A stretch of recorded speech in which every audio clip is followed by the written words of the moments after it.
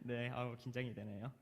네, 신명기 오늘 나눌 신명기 12장에서 이제 26장까지는 네, 하나님께서 이스라엘 백성들이 가나안 땅을 점령하고 이제 그 땅에서 평생 동안 지켜야 할 규례와 법도를 주시는 말씀입니다. 그중 오늘 본문 말씀인 신명기 20장은 이제 전쟁 규정에 대한 말씀입니다. 오늘날 우리나라의 많은 사람들은 전쟁이란 것이 생소할 수가 있습니다. 물론 연세가 많으신 분들은 전쟁의 아픔과 또 전쟁이 주는 심리적 압박감을 느낄 수 있겠지만 이제 저 같은 경우는 전쟁을 겪어보지 못해서 전쟁에 대해서는 좀 생소합니다. 아직까지 북한과의 휴전을 하고 있지만 그 휴전이 60년 이상 되면서 이제 전쟁에 대한 생각은 점점 사라졌을 것입니다. 이 말을 증명할 수 있는 것은 정말 가끔씩 김정은이 도발을 해오지만 사람들은 이제 아이고 또 이런 반응을 보입니다. 물론 물론 그런 전쟁에 대한 신경을 쓰지만 그렇게 큰 신경을 쓰지는 않는다는 것입니다.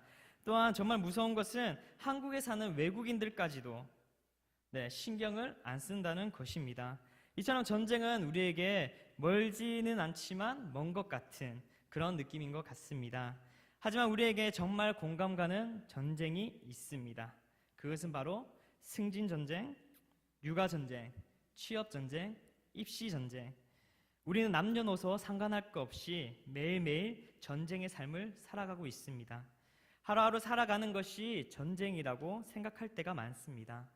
특히 예수 그리스도를 믿는 그리스도인들의 삶을 살기에는 많은 어려움들이 우리에게는 일어납니다.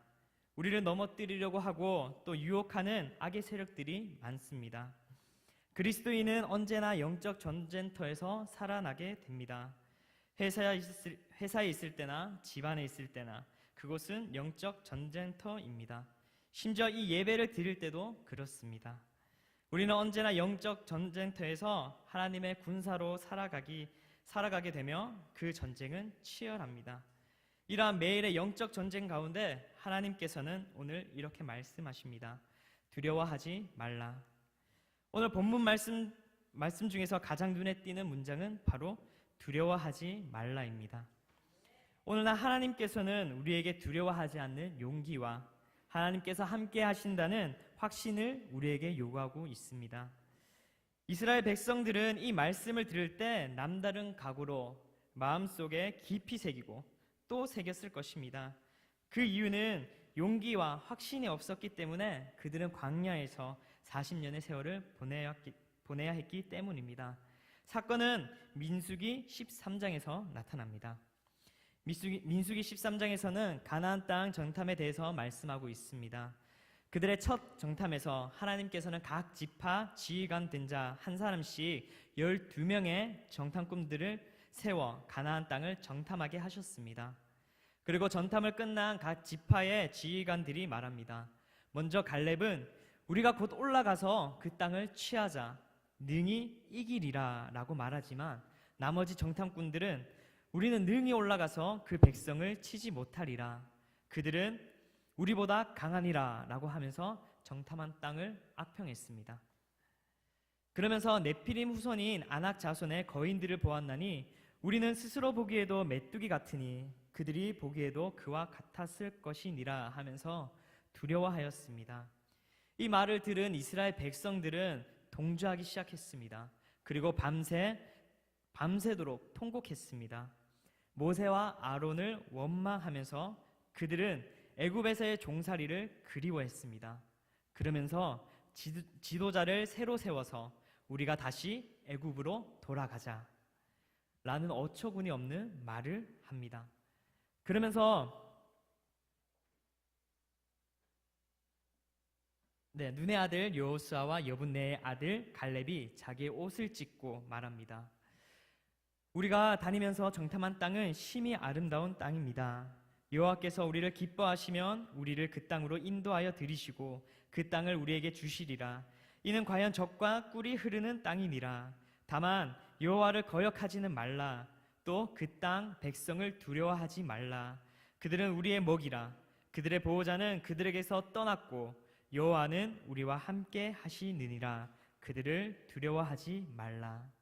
네, 이 말을 들은 이스라엘 백성들은 여호수아와 갈렙을 돌로 쳐 죽이려고 했습니다. 그들에게는 하나님께서 주시기로 약속한 젖과 꿀이 흐르는 땅에 들어갈 용기를 찾아볼 수 없었고 두려움만 가득했었지만 하나님께서 세우신 여호수아와 갈렙을 죽일 용기는 있었나 봅니다. 하나님의 말씀에 불순종하는 두려움은 하나도 없었나 봅니다. 하나님께서 출애굽하기 전 그들에게 보여주신 10가지의 재앙, 출애굽기 7장에서의 강의 물이 피로 변하는 재앙, 또 8장에서의 개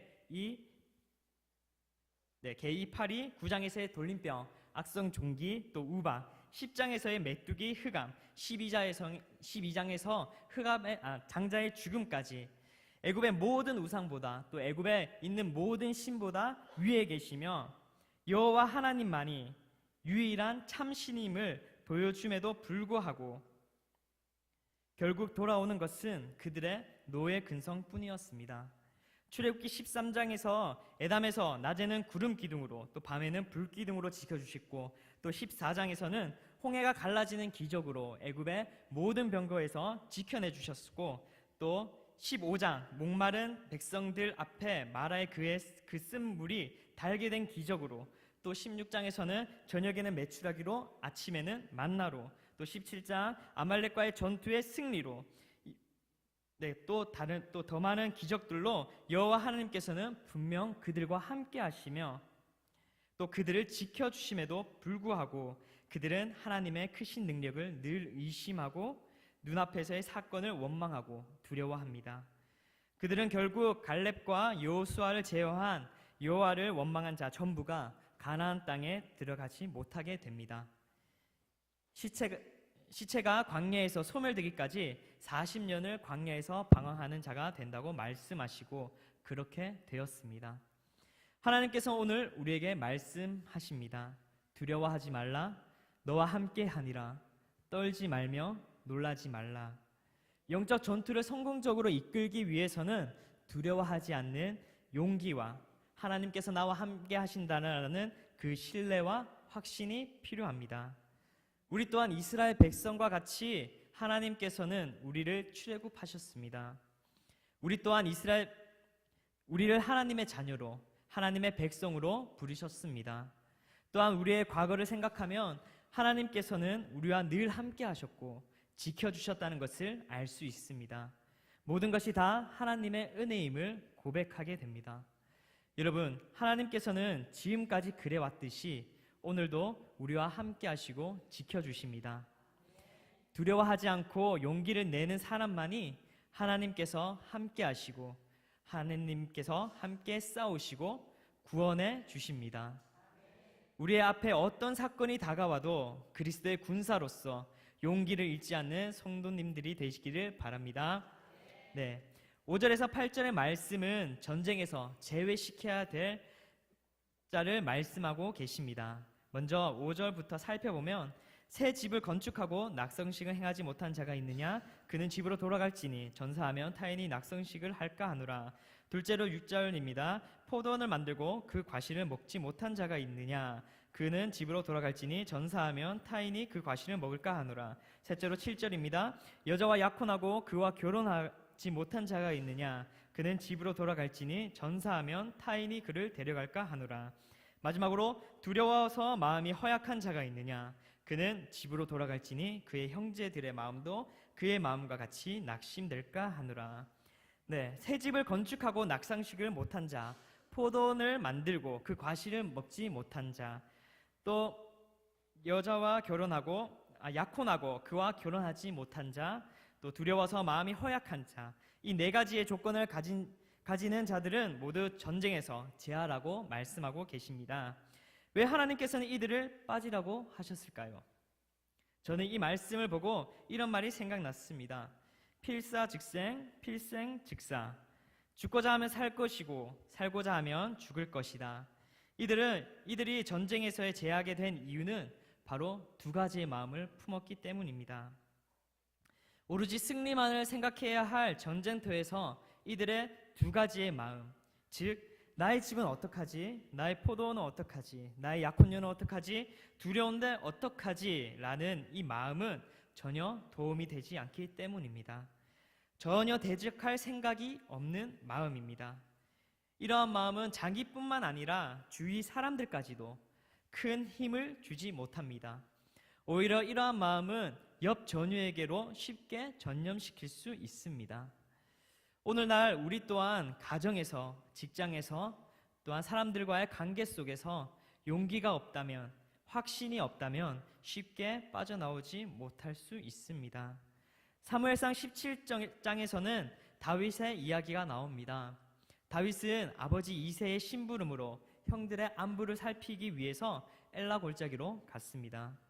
하지만 거기서 골리앗이 이스라엘의 군대를 모욕하는 말을 듣게 됩니다. 이스라엘 모든 사람들은 그 골리앗을 보고 심히 두려워하였고 또 그 앞에서 도망하였습니다. 하지만 다윗은 매끄러운 돌 5개와 물매를 가지고 골리앗 앞에 서서 이렇게 말했습니다. 너는 칼과 창과 단창으로 내게 나아오거니와 나는 만군의 여호와의 이름 곧 네가 모욕하는 이스라엘 군대의 하나님의 이름으로 내가 나아가노라. 어린 다윗에게는 두려움이 없었습니다. 용기가 넘쳤습니다.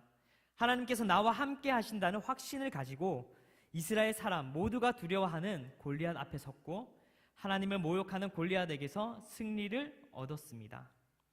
나의 가정에서, 나의 직장에서, 사람들과의 관계 속에서 우리는 육과 세상에 속한 모든 것에서 철저하게 해방된 마음과 조금 더 의심하지 않고 하나님을 담대하게 신뢰하는 것이 필요합니다. 디모데후서 2장 4절에서는 군사로 다니는 자가 자기 생활에 얽매이는 자가 하나도 없나니 이는 군사로 모집한 자를 기쁘게 하려 함이라. 이 세상 일에 관여하는 것과 또 이 세상 일에 사로잡혀 얽매이는 것과는 실질적인 차이가 있습니다. 사람은 가정과 직장과 인간관계를 누구나 가질 수 있습니다. 그러면서 전쟁의 적격자가 될 수 있습니다. 이런 것 자체가 방해되는 것이 아닙니다. 그러나 이런 것들이 전쟁에 나간 사람을 사로잡음으로써 전투하기에 부적격한 자로 만들 수 있는 것입니다. 네, 말씀을 정리하도록 하겠습니다. 그리스도인인 우리는 언제나 영적 전투를 수행하라고 부르심을 입었습니다. 우리는 늘 하나님과 동행하는 삶을 살기 위해 그리스도인으로서 살아가기 위해 싸워야 합니다. 하나님께서는 우리의 가정에서, 우리의 직장에서, 우리의 인간관계 속에서, 우리의 모든 삶의 영역에서 두 가지의 마음을 가져 무너지는 것을 바라지 않습니다. 그리스도인의 강한 용사로서 늘 영적 전쟁에서의 승리하시기를 원하십니다. 그 승리의 조건은 바로 두려워하지 않는 마음, 용기를 원하십니다. 하지만 악의 세력들은 하나님의 자녀로 또 하나님의 백성으로 살아가도록 우리를 주위에서 가만히 놔두지는 않을 것입니다. 때때로 대립이 필요할 때가 있습니다. 용기를 가지고 나아갑시다. 하나님의 말씀에 신뢰하고 우리를 위하여 싸우시고 구원하시는 그 확신을 가지고 살아갑시다. 우리가 이 확신을 가지고 나아갈 때 하나님께서는 반드시 우리를 통하여 역사하십니다. 네. 모든 삶의 영역에서 늘 승리하시는 성도님들이 되시길 소망합니다. 하나님께서는 두려워하지 않는 자와 함께 하십니다. 기도하겠습니다. 전능하신 아버지 하나님, 오늘 우리에게 말씀을 주심을 감사합니다. 우리의 모든 삶의 영역에서 그리스도의 강한 용사로 세우신 하나님, 세상의 많은 유혹과 넘어뜨림 속에서도 타협하지 않고 두 마음을 품지 않고 오직 하나님 한 분 바라보며 나아가게 하소서. 세상이 우리를 우습게 여길지라도 외롭게 할지라도 두려워하지 않고 주님께서 주시는 용기와 함께 하신다는 신뢰와 확신으로 가득 차게 하소서. 그래서 늘 승리하는 그리스도의 강한 용사의 삶을 살게 하여 주옵소서. 감사를 드리며 예수 그리스도 이름으로 기도드립니다. 아멘.